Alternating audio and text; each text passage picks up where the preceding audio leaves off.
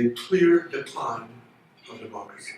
Of course, we can define democracy in any way we want. I don't believe democracy is a system dependent, as Mr. Reagan said, on free elections and free markets. I think, in fact, free markets and democracy are incompatible. And free elections are not the only thing. So I think if you compare, for instance, Mexico and Cuba, you have to say Mexico has free elections. Yes, that's something in favor of Mexico.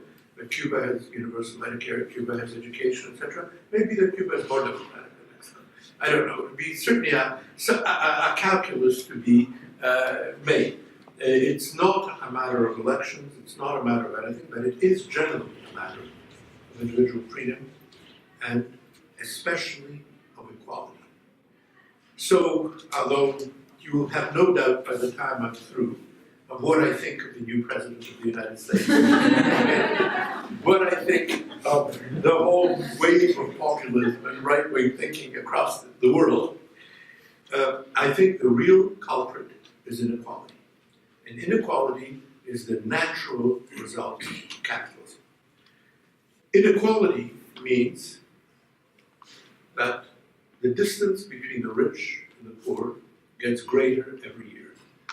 When I was a boy, 50s, 60s, 70s, in that wonderful period that people now call les 30 glorieuses, the 30 glorious years, Thomas Piketty puts it that way, Robert J. Gordon and all those people, during those years, the gap between the rich and the poor was getting smaller. We could genuinely think that in those days, the child of a Sicilian immigrant would end up being at the Faculty of Medicine. Those who were rich would not necessarily be there. There was a mixture, there was a move for the better. Far from a perfect society in the 50s or 60s or 70s.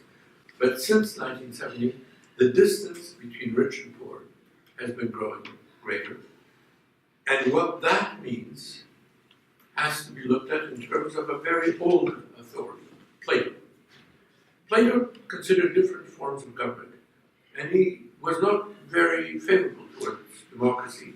He said democracy might start out well, but in the end, the rich will get control, and the democratic society will become corrupt. Exactly what has happened in our times.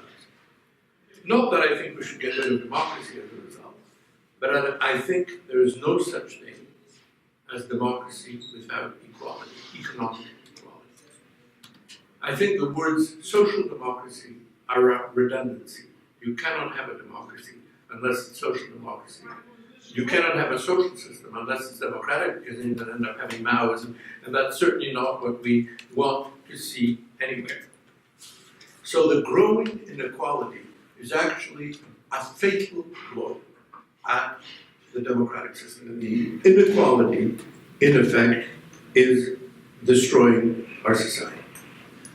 That unless we move towards equality, and my solution, I'll tell you right away, is I'm not the only person who promotes it, but it's becoming, there are more and more voices speaking up for that, is a minimum income and a maximum income. Maximum income doesn't have to be a specific amount. It could be a range, or it could be 99% tax above that.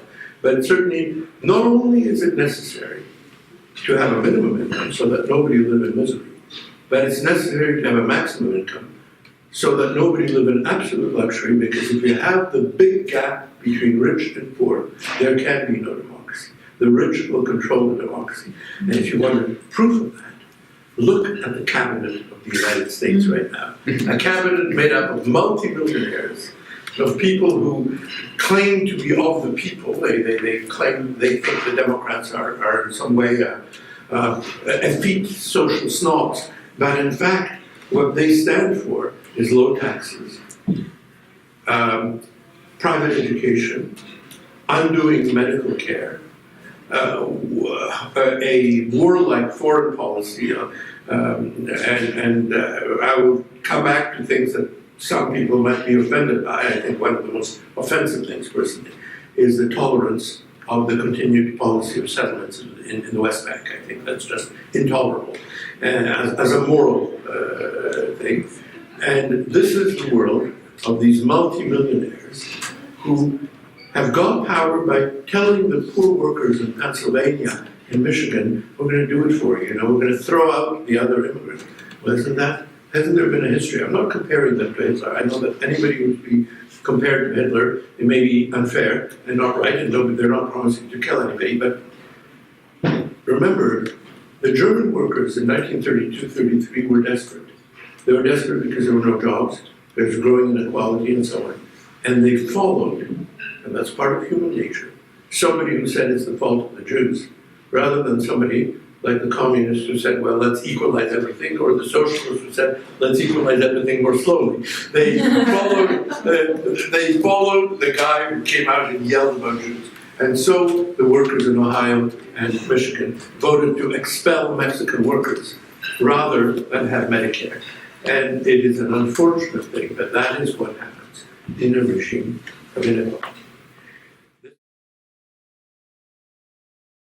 So when we talk about diversity, about multiculturalism, we're making an error. What we want is a diversity of origin.